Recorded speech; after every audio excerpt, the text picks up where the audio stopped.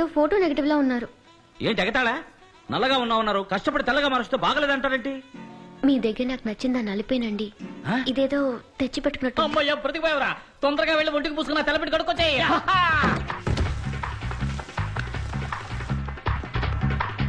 మరి ఎందుకండి నల్లగా ఉన్నారు?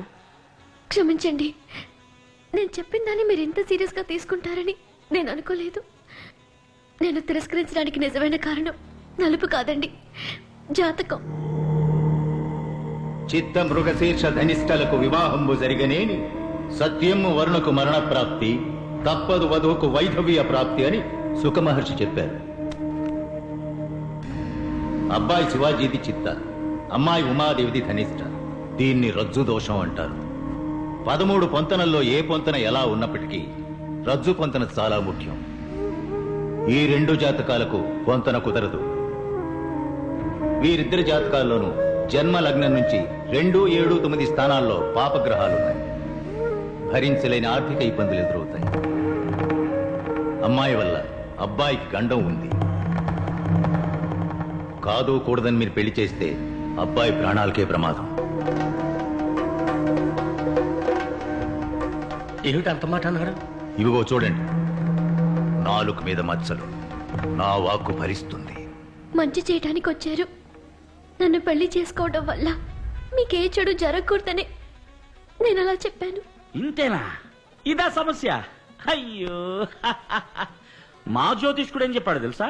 నేను మిమ్మల్ని పెళ్లి చేసుకుంటే ఇప్పుడు 200 కోట్లీశ్వరుడైన నేను 1000 కోట్లీశ్వరుని అవుతానంట. సెకండ్ ఒపీనియన్ కోసం రాజమండ్రి సిద్ధాంతి గారిని అడిగాం. ఆయన ఉన్నారో చెప్పనా? ఆల్రెడీ ఈ 2 జాతకాలకి పెళ్లైపోయింది, కవల పిల్లలు ఆన్ ది వే అన్నారు. ఇందులో ఏది నమ్ముతారు? ఇవన్నీ పట్టించుకుంటే మనం ప్రశాంతంగా బతకలేం. నాకు మీరు నచ్చారు, మీకు మరి మధ్యలో ఇవన్నీ ఎందుకు? చచ్చే రోజు తెలిస్తే మనం బతుకుతున్న రోజు నరకం అవుతుంది. సంతోషమేనండి ముఖ్యం. నన్ను పెళ్లి చేసుకోవటం మీకు సంతోషమేగా? కూల్.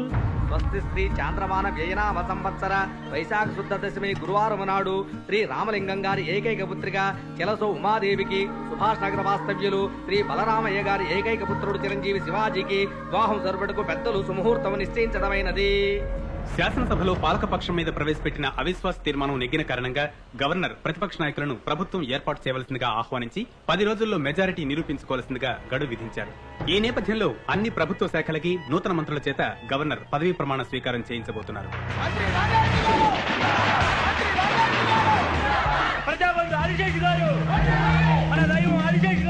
రండి రండి, నేనే తమ దగ్గరకు వచ్చేవాడిని బ్లెస్సింగ్ తీసుకోవడానికి. మీరు కొత్త మంత్రి, మీకు ఆ మర్యాద నేను ఇచ్చి తీరాలి. మీరు కింగ్ మేకర్ ని రుజువు చేసుకున్నారు. కృతజ్ఞుడయ్యా, కృతజ్ఞుడి.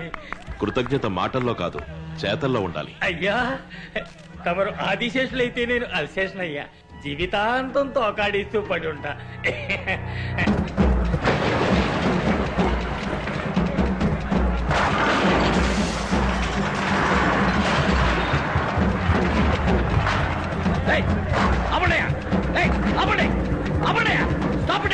ఎందుకు పడగొడుతున్నారు? ఇక్కడ ఐటీ పార్క్ ఫ్యూచర్ డెవలప్మెంట్ అని గవర్నమెంట్ ప్రాజెక్ట్స్ వస్తున్నాయి. ఇక్కడ కట్టడాలు కట్టడం తప్పు. పడగొట్టండి. ఏమనుకుంటున్నారయ్యా?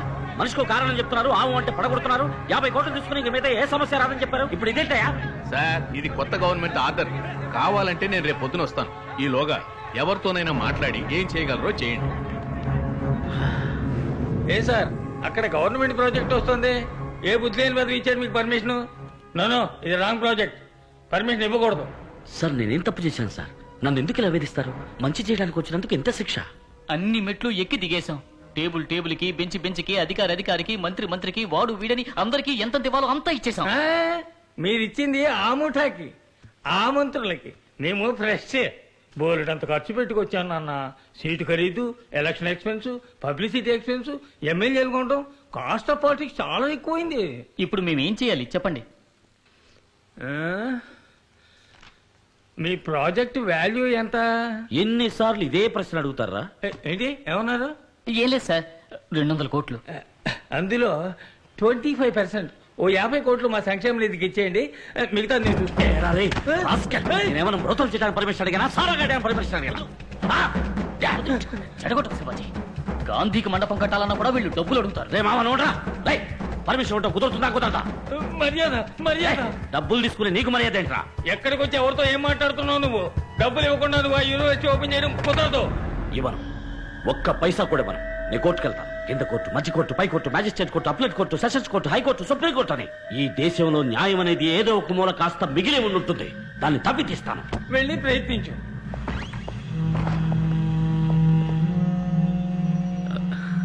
ఏం శివాజీ, ఎలా ఉన్నారు? మీ యూనివర్సిటీ పనులన్నీ ఎంతవరకు వచ్చాయి? ఏమైనా సహాయం కావాలంటే అడగండి. ఏయ్, నువ్వే పెద్ద మనిషివయ్యా. పేడ పురుగు కన్నా హీనమైన వాడివి.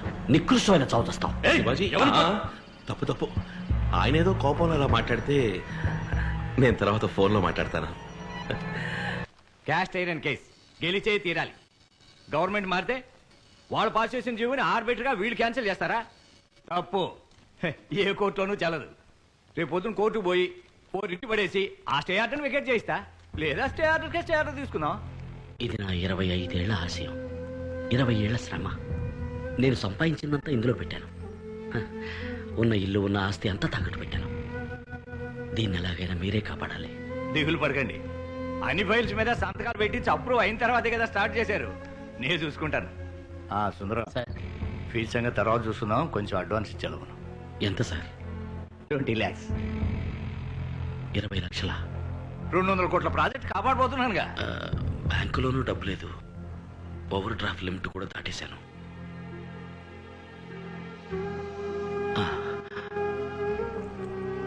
అడ్వాన్స్గా నాకు ఆలోచుకోండి.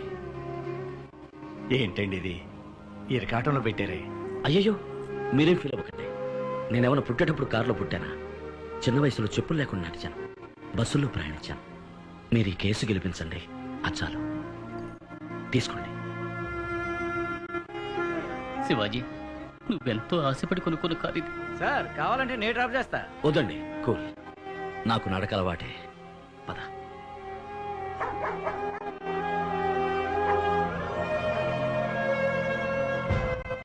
మీరు శివాజీ ఫౌండేషన్ స్టార్ట్ చేసే ముందు అన్ని ప్రభుత్వ శాఖలు అనుమతి నిరాకరించింది నిజమేనా?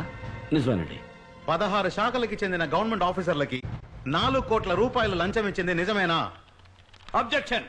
లంచం తీసుకోవడానికే అనుమతి నిరాకరించారు. మధ్యలో మాట్లాడకండి, మీ వాదన పూర్తి అయిపోయింది. 4 కోట్ల రూపాయలు లంచం ఇచ్చింది నిజమా కాదా? నిజమే, కానీ మినిస్టర్ ఆనందరావు అనుమతి నిరాకరించింది నిజమేనా? నిజమేనండి. వారికి 50 కోట్లు లంచం ఇచ్చింది నిజమేనా? ఇచ్చాను. That's all, Your దేశానికి Honor. మంచి జరుగుతుందన్న ఉద్దేశంతో. I was cornered, I was helpless. అప్పీల్దారుడు ఒప్పుకున్నట్టుగా శివాజీ ఫౌండేషన్ నిర్మాణానికి కావలసిన అనుమతి కోసం వేరు ప్రభుత్వ శాఖాధికారులకు లంచాలను ఇచ్చి అనేక ఇతరమైన కోరికలను తీర్చి అనుమతిని పొందినట్టుగా ప్రభుత్వం తరపున నిస్సందేహంగా నిరూపించబడింది. కనుక శివాజీ గారి యూనివర్సిటీ కట్టడాన్ని రద్దు చేయడం చట్ట ప్రకారం న్యాయమే. ఇంతవరకు కట్టిన భవన సముదాయాన్ని కూల్చివేయడానికి ఆజ్ఞాపించవలసిందిగా ఈ ప్రభుత్వాన్ని కోర్టు ఆదేశిస్తోంది. అందుకు గాను ఏ విధమైన నష్టపరిహారాన్ని ఈ ప్రభుత్వం చెల్లించనవసరం లేదు.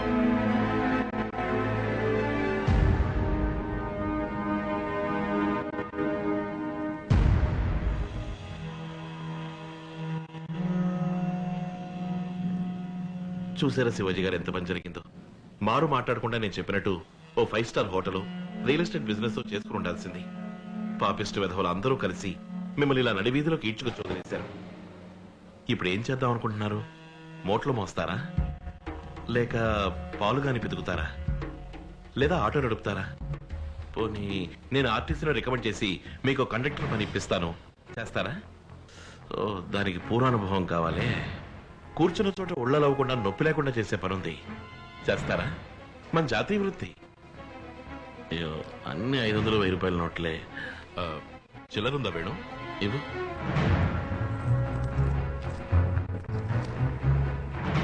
అమ్మా తల్లి జగన్మాత, వీరు చేయబోయే పని విజయవంతం కావాలమ్మా. నా హస్తవాసి చాలా మంచిది. మొదటి పోనీ నేనే చేస్తాను.